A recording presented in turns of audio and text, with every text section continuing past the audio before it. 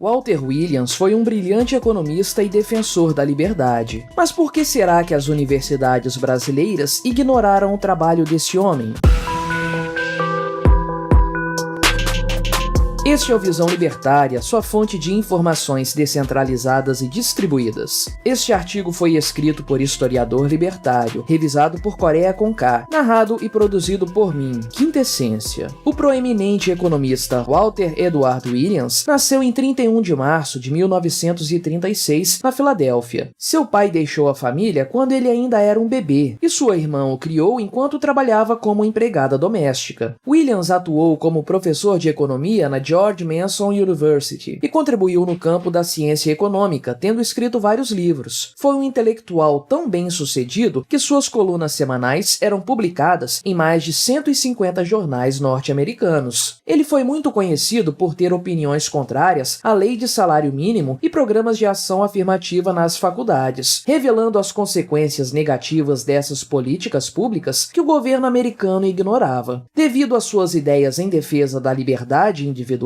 acabou sendo visto e admirado como uma estrela do rock nos círculos conservadores e libertários. O professor revelou que as ideias foram formadas a partir de diversas fontes e as recebeu quando crescia num bairro pobre onde morava. Ele teria entrado em contato com as ideias econômicas do prestigiado economista Milton Friedman e do economista austríaco Friedrich von Hayek, além de ler os romances de Ayn Rand. Numa entrevista concedida para a National Review, em 2011, Williams teria dito: "Não sou membro de nenhum partido. Eu me chamaria de liberal jeffersoniano ou madisoniano. Isso mostra sua postura cética quanto a políticos e partidos, e como é mais importante nos apegarmos a ideias, princípios e valores ao invés de pessoas." Como um minarquista, defendeu que o governo deveria ser limitado a prover defesa para as pessoas, bem como o policiamento e construção de algumas obras essenciais como as estradas. Mesmo que o professor tenha trabalhado em universidades públicas durante um bom tempo, via a tributação como uma forma de roubo e reconhecia que o mercado deveria atuar no setor educacional. Sabia, como todo bom economista, que diversos problemas da sociedade são causados ou agravados pelas intervenções do governo e suas restrições sobre o livre mercado. Numa de suas críticas ao governo, em uma entrevista a um jornal em 1995, foi severo ao dizer: 2/3 do orçamento federal vão para coisas que poderiam ser consideradas roubo legalizado, e devo acrescentar, inconstitucional. Entre essas políticas estão a Seguridade Social, assistência médica estatal, além de outros programas da rede de segurança. Para ele, tudo isso deveria ser privatizado e só piorava a vida dos cidadãos devido à ineficiência estatal por conta do monopólio viabilizado pelo Estado. Williams escreveu um livro polêmico e brilhante, lançado em 1982, intitulado The State Against Blacks. Ele revelou nessa obra que a causa da maior parte dos casos de desemprego nas comunidades negras dos Estados Unidos era justamente as políticas governamentais. A lei de salário mínimo e as escolas públicas precárias, que não preparavam os jovens para atuar no mercado de trabalho, eram um grande problema. Foi preciso e honesto em suas declarações em 1980. O salário mínimo, na verdade, discrimina os jovens, e particularmente os jovens de grupos minoritários, que dividem o fardo adicional em muitos casos, de terem frequentado escolas secundárias pobres que os formam despreparados para o trabalho. Como defensor do capitalismo e da liberdade humana em geral, Williams deu uma precisa definição do que significava a economia de livre mercado. É a busca do indivíduo pela sua realização individual que contribui para o bem comum da sociedade. Da mesma forma que Ludwig von Mises, o proeminente economista da tradição de pensamento da escola austríaca, Williams acreditava que o capitalismo poderia melhorar quase todos os males sociais de um país. Ele, de fato, foi um grande crítico de toda e qualquer política discriminatória e segregacionista. Se opôs a todos os programas de ação afirmativa para estudantes afro-americanos, chegando a escrever em 1989 que as políticas que impõem tratamento desigual por raça são moralmente ofensivas, independentemente de quem estejam favorecendo. Portanto, não cabe ao Estado criar leis para privilegiar pessoas com base base em narrativas de reparação histórica, já que isso é uma forma de criar privilégios a grupos em detrimento de outros. Williams reconhecia muito bem as injustiças e violências que os negros sofreram nos países da América e no mundo. Inclusive, tinha simpatia pelo movimento Black Power. No entanto, percebeu que movimentos que defendiam a independência dos negros estavam caminhando para outro rumo, o radicalismo revolucionário marxista. Ele desejava que esses movimentos, em defesa dos direitos dos negros, adotassem a defesa da liberdade garantida pela Constituição americana. Para Williams, a verdadeira e pior pobreza que poderia assolar um povo seria de âmbito comportamental ou espiritual. Ele aborda esse assunto em seu livro Race and Economics: How Much Can Be Blamed on Discrimination, tratando de valores e condutas que impedem o melhor desenvolvimento de famílias saudáveis, baseados numa ética de trabalho e autossuficiência. Como consequência da falta desses valores, as pessoas desenvolvem estilos de vida patológicos que incluem dependência de drogas, crime, violência, encarceramento, famílias monoparentais e dependência de políticas governamentais, destruindo qualquer ética de trabalho. Ele escreveu que um dos principais agentes que promovem essa pobreza espiritual é a dependência criada pelo estado de bem-estar social, o qual sempre criticou em suas pesquisas econômicas. Ao contrário do que muitos pensam, o professor, por ser um negro americano, não se sentiu ajudado pelo Estado e suas políticas públicas. Percebeu desde cedo os prejuízos da intervenção estatal por começar a trabalhar mais cedo que os outros jovens da sua idade. Ele chegou a trabalhar como engraxate ainda criança e mais tarde trabalhou em um restaurante que se tornara famoso por suas máquinas de fast food. E foi no dia a dia que percebeu que seu maior inimigo era o governo. Quando estava trabalhando numa indústria de chapéus e uma costureira descobriu que aquele jovem garoto estava na folha de pagamento, denunciou o dono da empresa por violar leis de trabalho infantil. Isso causou a demissão dele após uma visita de um fiscal do trabalho. Com certeza, para um garoto de origem humilde que precisava muito do dinheiro do emprego informal, isso foi bastante prejudicial para sua vida. Essa experiência negativa trouxe uma profunda sensação de injustiça que fez com que empreendesse uma batalha contra as ideias estatistas e socialistas. Mais tarde, iria admitir que o estado de bem-estar social fez pelos negros americanos o que nem mesmo a escravidão, nem as leis de Jim Crow ou o pior racismo conseguiram fazer: destruir a família negra. Ele explicou a lógica por trás do aparato de repressão governamental. Se você tributar algo, receberá menos, mas se subsidiá-lo, obterá mais. O que temos feito é subsidiar o comportamento desleixado. Por isso, ele iria registrar em seu livro Race and Economics como esses programas de assistência social fomentaram uma cultura tóxica de dependência estatal que apenas prejudicou os pobres. Segue aqui uma de suas descobertas a respeito das consequências das políticas de bem-estar social. Além do colapso na estrutura familiar negra, ocorreu enorme aumento na taxa de ilegitimidade, ou seja, filhos de pais não casados. Em 1940, a taxa de negros nessa situação era de apenas 19%. No entanto, o número disparou no fim dos anos 1960 e chegou a 49% em 1975. No ano 2000, a ilegitimidade entre a população negra era de 68% e em algumas cidades chegou ao alto patamar de 80%. O que muitos não percebem é que as altas taxas de ilegitimidade não significam apenas pobreza e dependência, mas isso gera também outros problemas sociais que atingem muitas comunidades negras: altas taxas de violência e sexo precoce entre jovens. Por isso, baseado em vários estudos, Williams chegou a essa conclusão sobre os impactos dos programas de bem-estar social em aumentar a pobreza comportamental. Ele mostrou claramente em seu estudo como a intervenção do governo americano apenas prejudicava os mais pobres. 4 áreas foram analisadas: educação pública, regulações trabalhistas restritivas, salário mínimo e programas de inclusão. Todas elas, apesar das políticas baseadas em boas intenções e aceitas por grande parte da opinião pública, tiveram resultados desastrosos devido à intervenção estatal: atraso educacional, dependência do governo e desemprego. As críticas de Williams às leis de salário mínimo são bem embasadas. Ele demonstrou com dados que quando a liberdade de negociação salarial para contratar jovens inexperientes é proibida, eles são retirados do mercado de trabalho. Isso porque nenhum empregador aceita pagar um salário considerado alto para um aprendiz, o que é algo bem óbvio para alguns, mas ignorado pela esquerda. Ele demonstra a lógica por trás da relação de trabalho em sua citada obra Race and Economics. O efeito da lei do salário salário mínimo fica mais claro se nos colocarmos no lugar de um empregador e perguntarmos: se devemos pagar um salário de $7,25 por hora, independentemente de quem será contratado, que tipo de trabalhador escolheremos contratar? Claramente a resposta em termos de lucro e eficiência econômica é contratar alguém cuja produtividade seja igual ou superior a $7,25 por hora. Se esses trabalhadores estiverem disponíveis, não vale a pena para a empresa contratar aqueles cuja produção vale, digamos, apenas $4 por hora. Mesmo se o empregador estivesse disposto a treinar tal trabalhador, o fato de que ele deve receber um salário maior que o valor de mercado de sua produção torna o treinamento no trabalho uma proposta pouco atraente. Enfim, analisando o trabalho de Walter Williams, percebemos que seu diferencial era seu enorme compromisso com a verdade, com dados objetivos ao invés de achismos e narrativas. Ele visou educar as pessoas para que elas se libertassem da mentalidade escravista que busca sempre mais dependência para com o governo. Foi a ciência econômica que o fez perceber que quem mais prejudicava a população negra americana era o governo e não as injustiças da sociedade ou o capitalismo. Um de seus melhores amigos foi o economista Thomas Sowell, um liberal muito famoso por criticar as narrativas da esquerda sobre discriminação e as causas da desigualdade social. Dentre as citações de maior destaque de Williams, trazemos uma que nos faz refletir sobre a suposta legitimidade das leis governamentais que violam a moral e a ética. Como algo imoral quando feito privadamente, se torna moral quando é feito coletivamente. Além disso, a legalidade estabelece a moralidade. A escravidão era legal? O apartheid era legal? Os expurgos stalinistas, nazistas e maoístas eram legais? Claramente, o fato da legalidade não justifica esses crimes. A legalidade sozinha não pode ser o talismã de pessoas morais. Obrigado por sua audiência. Se você gostou deste vídeo, deixe o seu like e o compartilhe com seus amigos para difundir as ideias da liberdade. Se quiser ser notificado de outros vídeos, clique em se inscrever e depois no ícone da campainha. Até a próxima!